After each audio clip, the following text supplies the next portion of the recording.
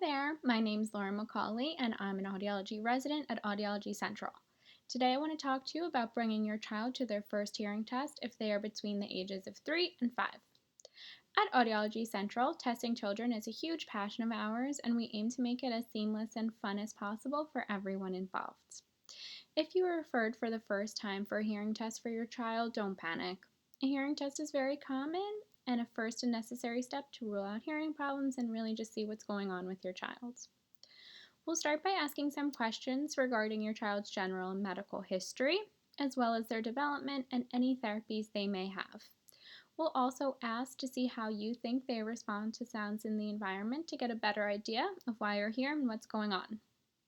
Typically at these ages, we can use what we call play audiometry. Don't worry, you won't be quizzed on that, where we do just that. We play with your child.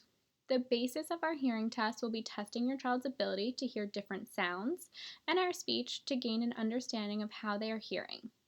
We do this by showing the child how to respond whenever they hear a sound. We usually use throwing blocks or ducks or any toys into a bucket.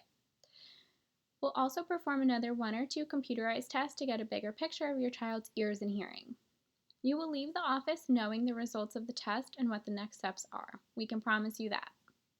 A few tips before coming to our office. Don't tell your kids they're going to a doctor. Tell them they're going to come play some fun listening games with us.